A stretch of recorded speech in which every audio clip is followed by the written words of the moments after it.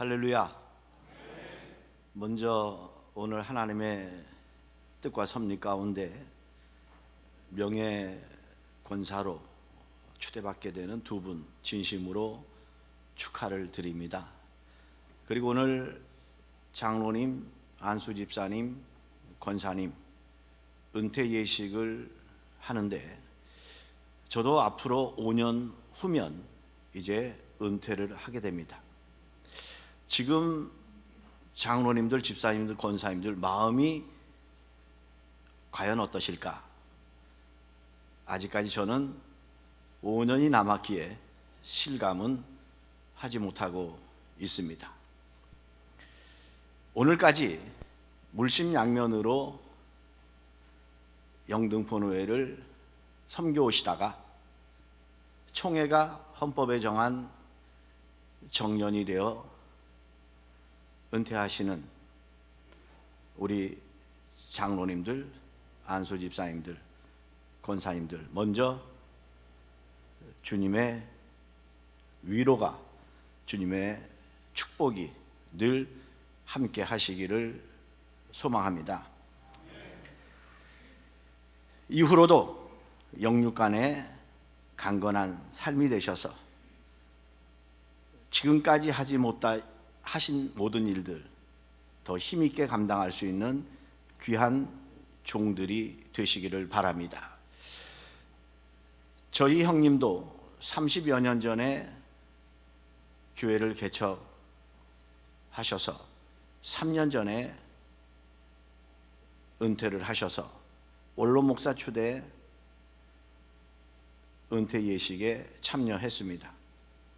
그래서 그날 형님하고 이런저런 얘기를 나누는데 또 많은 목회자들이 찾아와서 위로하고 축하하고 이런 시간을 갖는 모습을 보고 형님하고 잠깐 대화를 나눴습니다만 형님께서 내가 과연 위로를 받아야 할지, 내가 축복을 받아야 할지 잘 모르겠다라고 하는 이야기를 들은 기억이 있습니다. 그런데 저는 개인적으로 생각하면 우리 성도님들은 참 축복을 받으신 분들이다, 이렇게 말씀을 드리고 싶습니다. 성도들은 만으로 70세가 되면 직분을 내려놓고 은퇴하지만 그래도 원로가 되어서 뒤에서 후배들을 위해서 기도를 한다거나 또 지도하는 일을 하고 함께 계속해서 이 영등포 교회를 섬겨 갈 수 있기 때문입니다. 그런데 서글픈 직분이 있습니다. 어떤 직분입니까? 바로 목사라는 직분이 아닌가 싶습니다. 목사는 은퇴하면 갈 곳이 마땅치가 않습니다. 저희 형님하고 형님 오늘은 어느 교회 갔습니까? 목사라는 신분 밝히기도 그렇고 목사라는 신분을 밝히니까 또 후배들이 부담스러워하고 참 고민이 많다. 그래서 제가 아는 후배 목사님 교회에 한 달에 한 번씩 한 반년을 가서 설교를 하시기도 하고 또 개척하셔서 30년 목회를 하시니까 교회에서 서운했는지 목사님 한 달에 한 번씩은 낮 예배 와서 설교해 주시기 바랍니다. 제가 형님한테 형님 3개월에 한 번 가십시오. 무슨 한 달에 한 번씩입니까? 교회에서 담임 목사님이 오라 그러고 성도님들이 오라 그러는데 그걸 고지고대로 듣습니까? 3개월에 한 번씩 가세요. 그랬더니만 아니다라는 거예요. 한 달에 한 번씩 오래니까 나는 간다.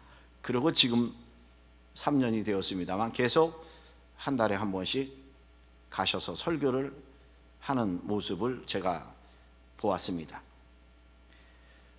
정말 모든 것을 바쳐서 개척을 하고 영등포 교회하고 비교할 수는 없지만 그래도 맨 땅에 헤딩하는 그런 개척을 해가지고 한 750평 규모로 건축을 하고 이제 70세가 되어서 은퇴를 하면서 미련 없이 떠나는 그 모습을 볼 때 왠지 모르게 좀 짠한 느낌이 들어서 눈물을 훔쳤던 그런 기억이 있습니다.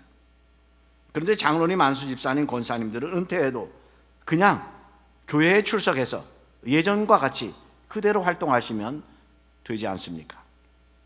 그런데 목사님은 은퇴하면 보따리 싸야 합니다. 말씀드린 대로 다른 교회도 마음 편히 가지를 못합니다. 후배 목사님들이 부담스러워하기 때문입니다. 현역에 있을 때와 은퇴 후의 삶이 어떻게 보면 형평성에 맞지 않는 것 같다 싶은 생각이 들 정도였습니다. 그리고 누구나 현역에 있을 때는 바쁜 일정을 가지고 살아가지 않습니까? 사람들 찾아오지요, 전화가 많이 오지요. 그런데 은퇴한 후에는 1년, 2년 점점 빈도가 낮아집니다. 어느 분이 그럽니다. 은퇴 후에 한 2년이 지나니까 찾아오는 사람은커녕 잘못 걸려온 전화도 반갑더라. 혹시 누가 아는 사람이 전화했는가 싶어가지고 잘못 걸려온 전화조차도 반갑더라 하는 말입니다. 그러나 우린 하나님의 사람들입니다. 그동안 받은 은혜가 얼마나 크고 놀랍습니까? 이제까지 우리를 돌보시고 사용하신 것처럼 앞으로도 더 많은 은혜로 사랑하는 귀한 종들을 붙들어 주실 줄로 믿습니다.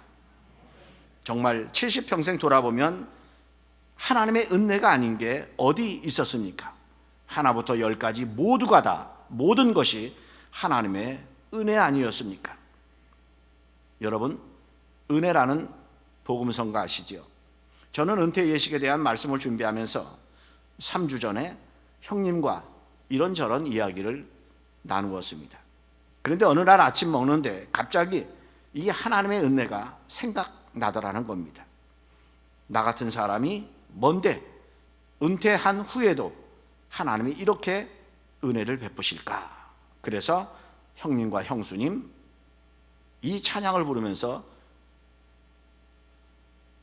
아침밥상을 앞에 두고 눈물을 흘렸다 하는 이야기를 들었습니다. 내가 누려왔던 모든 것들이, 내가 지나왔던 모든 시간이, 내가 걸어왔던 모든 순간이 당연한 것 아니라 은혜였어. 아침 해가 뜨고 저녁에 놓을 봄의 꽃 향기와 가을의 열매, 변하는 계절의 모든 순간이 당연한 것 아니라 은혜였어 라고 하는 가사입니다. 여러분, 우리에게 당연한 것이 어디 있습니까? 우리가 지금까지 누려온 것들이 정말 여러분 당연하다라고 생각되십니까? 이렇게 나이가 들고 살아온 걸 돌아보면 사실 하나부터 열까지 주님의 은혜가 아닌 것이 없다라는 사실을 우리는 고백하지 않을 수 없을 것입니다. 저나 오늘 은퇴하는 항존직 직분자들, 그리고 이 자리에 함께 하신 우리 모든 성도님들 역시 하나님의 은혜로 여기까지 살아왔다라는 사실을 기억하면서 이후로 범사에 감사하며 나가는 모두의 삶이 다 되실 수 있기를 주의 이름으로 축복합니다. 그렇다면 이제부터 우리 은퇴자들에게 할 일이 있습니다. 내가 맡은 직함이나 직분에는 은퇴가 있어도 신앙에는 은퇴가 없으니 더 열심을 가지고 다시 시작하는 겁니다. 조금 전에 장로님께서 기도하실 때도 말씀하셨듯이 은혜를 영어로 리타이어먼트 얘기합니다. 타이어를 다시 갈아 끼운다 라는 뜻입니다. 지금까지 타고 왔던 그 타이어를 이제 은퇴, 새로운 걸로 다시 갈아 끼운다 뜻입니다. 이제 하나님의 은혜로 살아온 은퇴자들은 다시 타이어를 갈아 끼운다라고 하는 심정으로, 새로운 마음과 각오로 주님 위에 충성하는 귀한 종들이 꼭 되시기를 바랍니다. 나이 먹었다고 가만히 있으면, 은퇴했다고 가만히 있으면 여러분이 가지고 있는 재능, 하나님께서 여러분에게 주신 달란트가 녹이 슬 수밖에 없습니다. 또 육신도 병이 들 수밖에 없습니다. 그래서 미국인들은 달아 없어지는 것이 녹슬어 없어지는 것보다 낫다, 이렇게 말을 하면서 나이가 들어도 최선을 다하는 그들의 모습을 볼 수 있습니다. 얼마나 귀한 일입니까? 은퇴했어도 주의 일을 찾아 열심히 하면 그게 하나님이 기뻐하시는 일 아니겠습니까? 그게 우리에게 상급이 아니겠느냐 하는 말입니다. 주님의 몸된 영등포교회에 앞으로도 빛이 나도록 달아 없어지는 일꾼들이 꼭 되시기를 바랍니다. 미켈란젤로가 시스티나 성당 천장 벽화를 80대 후반의 나이에 완성을 했다라고 합니다. 모세는 80세에 하나님의 부름을 받아서 민족을 구원하는 역사를 이루지 않았습니까? 그런데 오늘 은퇴하시는 분들은 이제 70입니다. 그러니 아직 할 일이 너무너무 많이 남아있다라는 겁니다. 노익장들을 가만히 보면 공통점이 있는데 그냥 되는 대로 그분들은 살지 않았다라고 하는 말입니다. 몸과 마음이 그리고 믿음이 녹이 슬지 아니하도록 최선을 다했다라는 말씀입니다. 그러기에 오늘에 이르게 된 줄로 믿습니다. 최선을 다하지 않았다면 어찌 오늘 이 은퇴의 자리에 있을 수 있겠습니까? 나름대로 부족해도 연약해도 하나님이 나에게 맡겨주신 사명 감당하기에 최선을 다했기에 오늘 이 뜻깊은 자리에 임하게 된 줄로 믿습니다. 하나님의 은혜를 알고 죽는 순간까지 달아 없어지도록 최선을 다했다라고 하는 말씀입니다. 하나님은 오늘 은퇴하는 우리 모든 분들에게도 이런 모습을 기대하실 것입니다. 그래서 시편 92편 14절을 보니까 그는 늙어도 여전히 결실하며 진액이 풍부하고 빛이 청청하니, 이렇게 말씀하고 있습니다. 이것이 오늘 우리 은퇴자들의 삶이 되시기를 소망합니다. 늙어도 여전히 결실하는 축복이 충만하시기를 바랍니다. 여러분의 삶을 통해서 정말 많은 사람들이 더불어 기쁨을 누리고 더 많은 사람이 구원을 받고 여러분의 가정과 자손들에게 청청한 빛으로서의 역할을 감당하는 오늘 은퇴자 모든 분들이 다 되실 수 있기를 주의 이름으로 축복합니다. 오늘 본문이 속해 있는 21장 1절부터 보면 제자들은 부활의 주님을 만난 후에도 자신들의 사명을 제대로 깨닫지 못했기에 어떻게 살아야 할지 삶의 방향을 잃어버렸다 하는 것을 볼 수 있습니다. 그래서 베드로를 비롯한 제자들 7명이 갈릴리 바닷가에 가서 다시 고기를 잡기 시작합니다. 그런데 밤새도록 그물을 던졌지만 한 마리도 잡지 못했습니다. 이와 비슷한 사건이 누가복음 5장에도 기록이 되어 있는데 거기에 보면 베드로가 처음 예수님을 만났을 때 밤새도록 그물을 던졌지만 헛수고였습니다. 그런데 베드로에게 다가오신 예수님이 깊은 데로 가서 그물을 던져라 하는 말씀을 듣고 순종하는 마음으로 던졌더니 그물이 찢어져 나가도록 고기가 가득 잡혔다, 이렇게 성경은 말씀하고 있습니다. 이때부터 베드로는 3년 동안 아주 충실하게 예수님을 따르는 믿음직한 제자로서의 삶을 살아갔습니다. 그런데 그랬던 그가 21장 3절에 보니까 제자로서의 그 사명을 잃어버리고 나는 물고기를 잡으러 간다, 이렇게 선언을 하고 있습니다. 그때 이 말을 함께 듣고 있던 6명의 제자들도 나도 같이 가자, 함께 고기 잡으러 7명이 떠나가는 모습을 볼 수 있습니다. 이제 그들은 옛날 어부의 기질을 되살려 갈릴리 바다로 나가 고기를 잡기 시작했습니다. 그런데 이게 웬일입니까? 밤새도록 그물질을 했음에도 불구하고 아무것도 잡지 못했다. 성경은 말씀하고 있습니다. 헛수고만 하게 된 것입니다. 그때 부활하신 주님께서 나타나셔서 말씀하시기를 너희에게 고기가 있느냐? 없습니다. 이렇게 말합니다. 그때 주님께서 배 오른편에 그물을 던져라 말씀하십니다. 여러분, 예수님은 어부가 아니지 않습니까? 그물을 던져본 경험도 없는 분 아니겠습니까? 그런데 그런 주님이 배 오른편에 그물을 던지라 말씀하십니다. 이에 제자들은 자신의 생각과 경험을 모두 내려놓고 순종하여 그물을 던졌습니다. 그런데 이게 웬일입니까?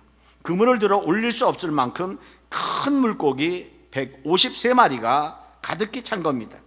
여러분, 순종이 곧 축복이다 하는 사실을 기억하시고 하나님의 말씀 앞에는 내 생각과 내 경험이나 내 지식을 앞세우지 말고 아멘, 하나님의 말씀에 순종해서 이런 축복의 삶을 영위해 나가는 모든 분들이 다 되실 수 있기를 주의 이름으로 축복합니다. 목사님들이 목회하시면서 가장 속상할 때가 있습니다. 여러분, 그때가 언제인 줄 아십니까? 설교 말씀을 열심히 듣고 나서 대화하다 보면 목사님은 세상 물정을 몰라도 너무 모릅니다. 목사님 왜 이렇게 세상 물정을 모르십니까? 무슨 말입니까?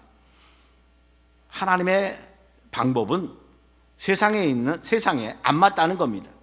듣기는 좋은데 들어보면 맞는 말인 것 같은데 현실에 부딪힐 때는 도저히 맞지가 않는다라고 하는 이야기입니다.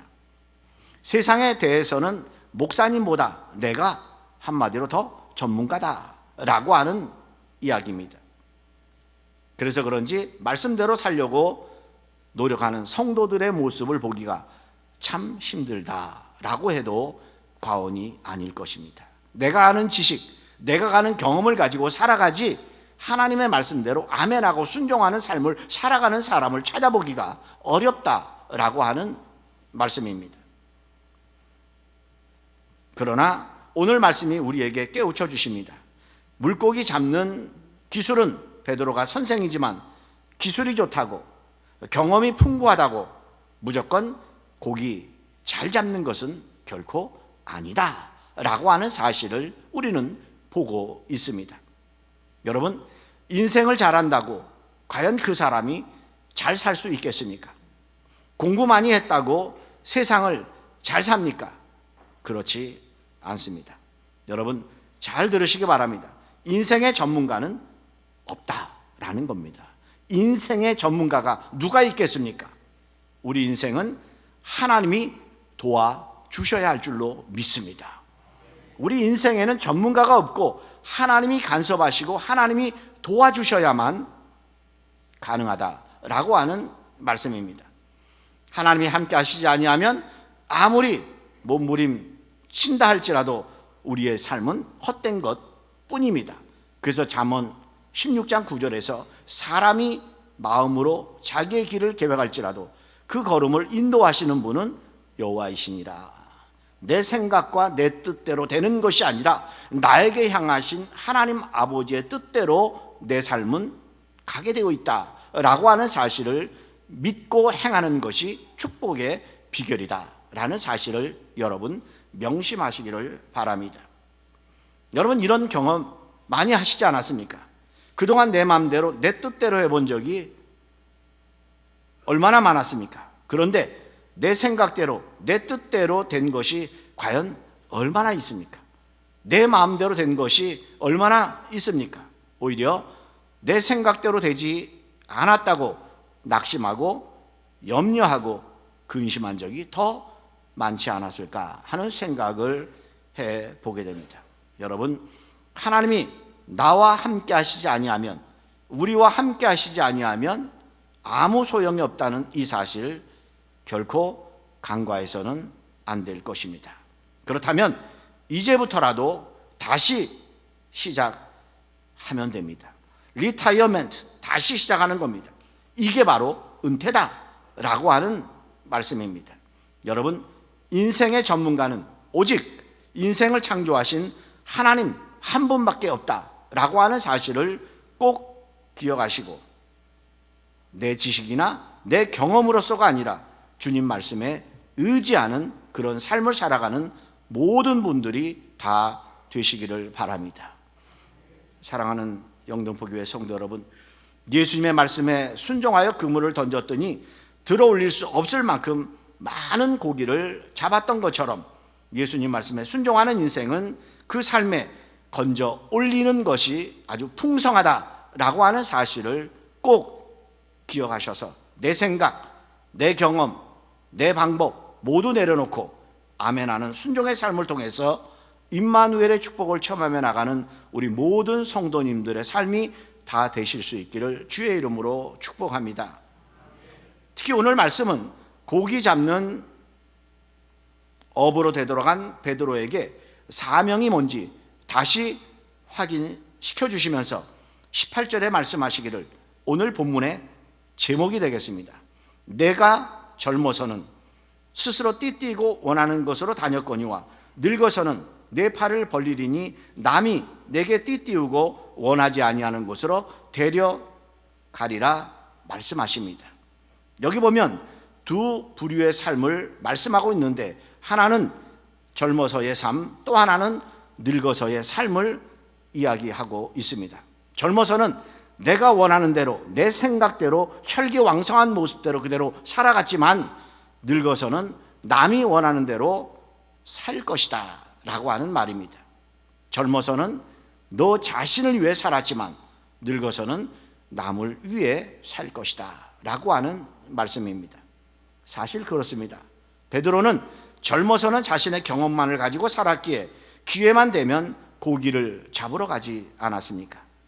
젊어서는 혈기 부리는 게 최고인 줄 알았기에 겟세마네 동산에서 칼을 휘두르며 폭력을 사용했음을 우리는 잘 알고 있습니다.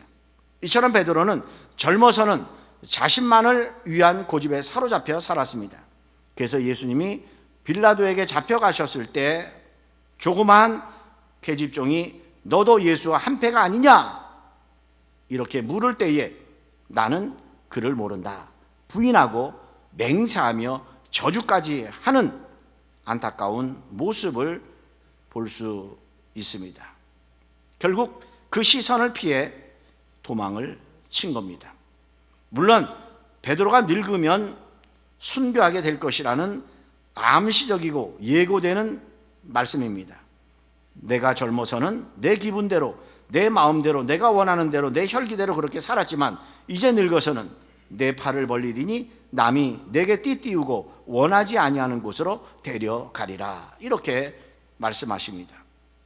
이제는 더 이상 내 마음대로, 내 뜻대로 고집하면서 살지 말라는 말씀입니다. 그리고 이제 그 모든 차원을 넘어 전적으로 하나님의 뜻대로 살아가는 삶을 살아야 한다는 사실을 일깨워 주고 있습니다. 여러분, 베드로의 실패 이유가 뭡니까? 바로 이런 것 아니겠습니까? 예수님을 통해 자신이 원하는 것을 얻고 또 자신이 원하는 삶을 살려고 했다라고 하는 말입니다. 여러분, 예수님을 믿는 목적이 뭡니까? 여러분, 무엇 때문에 기도하십니까? 무언가 나에게 당면한 필요를 충족하기 위해서 하나님 앞에 매달려 기도하고 있지는 않습니까? 기도는 나 자신의 변화를 위한 삶의 몸부림이 되어야 합니다. 나에게 향하신 하나님의 뜻이 있는데 과연 내가 하나님의 뜻대로 오늘까지 잘 살아왔는가? 하나님 말씀의 거울을 통해서 자신을 발견하게 하시고 잘못된 것 있으면 하나님 영광을 위한 바른 삶을 살도록 하나님 도와주옵소서. 이게 기도의 포커스가 되어야 한다는 말입니다. 언제 어느 때까지 물질이 필요한데 도와주십시오. 내가 건강이 심히 약해졌는데 빨리 회복할 수 있도록 도와주십시오. 무언가 달라는 것이 기도가 아니라 기도는 하나님 앞에 선 변화된 나의 모습을 찾는 것이 바로 진정한 기도다라는 사실 여러분 잊지 마시기를 바랍니다. 예수님이 십자가에 달려 돌아가시니까 베드로는 예수를 통해서 무언가 얻으려고 했다가 결국 좌절하게 되고 처참한 실패자가 되고 말았다 하는 것을 우리는 보고 있습니다. 이는 한마디로 말하면 주님의 뜻이 아니라 자신의 뜻을 이루려 했기 때문이라고 하는 말입니다. 사실 오늘 우리는 어떻습니까? 오늘 은퇴하시는 분들 그동안 어떻게 살아왔는지 한번 자신을 돌아보시기 바랍니다. 내 맘대로 산 적이 얼마나 많았습니까?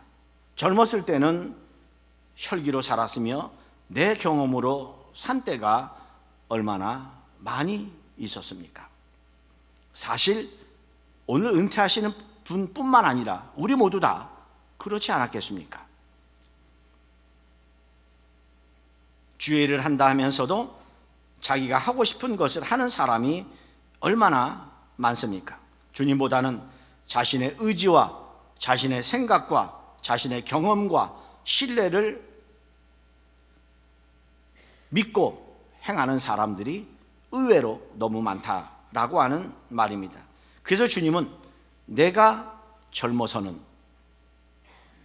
그리고 늙어서는 이렇게 말씀하시고 계속해서 주신 말씀이 뭡니까? 너는 나를 따르라. 내가 젊어서는 이렇게 살았지만 이제 늙어서는 이렇게 살 것이다. 그러니 너는 나를 따르라. 이렇게 주님이 말씀을 하십니다. 내가 환난과 시험을 당하고 힘든 고난을 겪는다 한다 할지라도 십자가 고난을 감당하셨던 주님만을 바라보고 변함없이 따르라 하는 말씀입니다. 한마디로 누구 보지 말고 따라오라는 겁니다. 그런데 때마침 베드로는 요한이 곁에 있는 것을 보고 주님께 묻습니다. 21절입니다. 이 사람은 어떻게 되겠사옵나이까? 나를 지금 따라오라 말씀하시는데 이 말을 들은 베드로가 이 사람은 어떻게 되겠습니까? 이렇게 묻습니다. 그때 주님이 뭐라고 말씀하십니까? 내가 올 때까지 그를 머물게 하고자 할지라도 내게 무슨 상관이 있느냐? 너는 나를 따르라. 그 사람 의식하지 말고 너는 나를 따르라. 이렇게 주님이 베드로에게 말씀을 하십니다. 그렇습니다. 신앙생활은 우리가 누구 보고 하는 게 아니지 않습니까? 남을 돌아볼 필요가 없습니다. 예수님만 바라보고 그 길을 따라가야 할 것입니다. 누가 뭐라 하든 주님의 말씀만 따라야 합니다. 우리 목회자들이 목회하면서 제일 답답한 문제가 이것이 아닌가 싶습니다. 사람 보고 예수 믿고 사람 보고 따라가다가 넘어지는 사람들, 교회를 떠나가는 사람들이 의외로 많다라고 하는 이야기입니다. 교회 출석도 남을 바라볼 필요가 없고 기도하는 것도 남을 볼 필요가 없습니다. 봉사하는 것도 우리가 하나님 앞에 예물을 드리는 것도 누굴 바라볼 필요가 없습니다. 오직 우리의 마음은 하나님께 향한 그 중심을 가지고 섬김의 삶, 봉사의 삶, 희생의 삶을 살아야 한다라고 하는 말입니다. 그래서 히브리서 12장 2절에 믿음의 주여 온전케 하시는 이인 예수를 바라보자 이렇게 말씀하고 있습니다. 사람을 바라보면 낙심하게 되고 실망하게 되고 환멸을 느끼게 될 수 있습니다. 특히 오늘 은퇴하시는 분들 죄송하지만 정말 죄송하지만 사람을 볼 나이입니까? 그렇지 않습니까?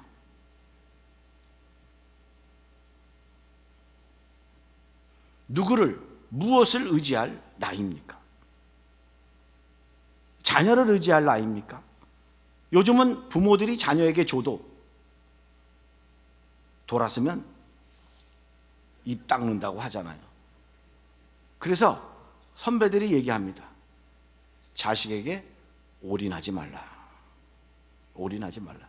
노를 살 준비를 해야지 자식들에게 쏟았다가는 후회할 수밖에 없다라고 하는 이야기입니다. 이제부터 주님만 바라보고 남은 여생 주님께서 맡겨주신 일에 충성하시기를 바랍니다. 젊어서는 내 마음대로 살았어도 이제 늙어서는 주님 뜻대로 사는 여러분들 되시기 바랍니다. 이제 내가 비록 교회가 정한 헌법에 의해서 내가 은퇴하지만 이후로라도 이제는 내 생각, 내 경험, 내 혈기 다 내려놓고 주님만 바라보고 주님 뜻대로 살려고 몸부림치는 그런 삶이 될 수 있다면 임마누엘의 축복을 체험하게 될 줄로 믿습니다.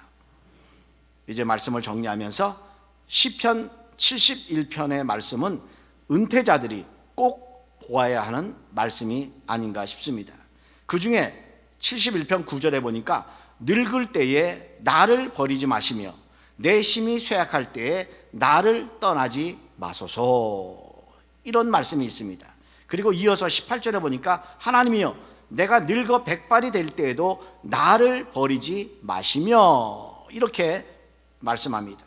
구구절절히 보면 내가 늙었을 때, 내가 심히 쇠약할 때, 내가 백발이 되었을 때 나를 하나님 버리지 말아달라고 아주 간절하게 호소하는 내용입니다.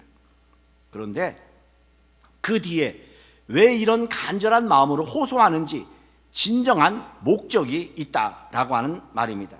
내가 주의 힘을 후대에 전하고 주의 능력을 장래의 모든 사람에게 전하기까지. 비록 내가 늙었어도 나를 살피시고 나에게 힘 주셔서 이 모든 것들을 다 감당할 수 있을 때까지 나에게 건강을 달라, 이렇게 지금 간절히 기도하고 있는 시편 기자의 모습을 볼 수 있습니다. 한시적인 내용이긴 합니다만 늙었어도 하나님께서 나에게 주신 사명을 잊지 않고 감당하겠으니 나를 버리지 마시고 나를 붙들어 달라라고 하는 아주 간절한 기도 내용입니다. 얼마나 아름답습니까? 오늘 은퇴하시는 장로님, 안수 집사님, 권사님들, 이제부터 이 기도가 여러분의 기도가 되시기를 바랍니다. 무작정 나에게 건강 허락해달라고, 나에게 물질을 축복해달라고 하는 것이 아니라 하나님의 은혜 가운데 후대를 위해서, 하나님의 영광을 위해서 내가 모든 것을 쏟을 테니 하나님 나에게 이러한 축복을 주십시오, 이 기도가 제목이 되어야 한다라고 하는 말입니다. 그래서 젊어 못다한 주의 일을 이제 나이가 들어 후대에게 빛이 나도록 충성하셔서 여러분을 통해서, 비록 직분은 은퇴했지만 여러분을 통해서, 여러분의 기도와 여러분의 섬김과 여러분의 헌신을 통해서 저희 교회가 매주 토요일마다 교회 청소하러 15에서 한 20명 남짓 청소하러 옵니다. 1층부터 5층까지 쫙 청소를 하면서 연령을 보면 우리 부목사님들 이제 40 중반 2분 계시고 제가 이제 66, 그 외에는 은퇴하신 장로님, 은퇴하신 권사님들 70 중반 되신 분들이 오셔서 청소하셔요. 오늘 나의 이 섬김으로 내일 사랑하는 성도들이 맛있는 음식을 취할 수 있고 또 깨끗한 환경 속에 성도들이 올 수 있도록 토요일 되면 모든 것들을 준비하는 겁니다. 참 저는 얼마나 감사한지 모릅니다. 나이가 들어서도 주님의 몸된 교회를 사랑하고 성도를 사랑하는 그 모습을 볼 때 기도하지 아니할 수 없습니다. 오늘 은퇴하시는 장로님, 안수집사님, 권사님 모두도 이런 분들이 돼서 여러분을 통해서 영등포 교회가 풍성한 열매를 맺어갈 수 있기를 주님의 이름으로 축원합니다. 기도하시겠습니다. 사랑의 아버지 하나님, 은혜를 진심으로 감사드립니다. 오늘 하나님의 뜻과 섭리 가운데 영등포 교회 은퇴 예식 거행하게 하시고 또 명예권사 추대 예식을 거행할 수 있도록 은혜 주시니 감사를 드립니다. 오늘 주신 말씀대로 내가 젊어서는 내 마음대로 내 생각대로 살았지만 이제 은퇴하면서 다시 타이어를 갈아 끼우는 그 심정을 가지고 주님의 몸된 제단을 위해서 헌신, 봉사, 충성하는 귀한 종들이 될 수 있도록 영육간에 강건하고 풍성함으로 축복하여 주옵소서. 감사하며 예수님의 이름으로 기도드리옵나이다. 아멘.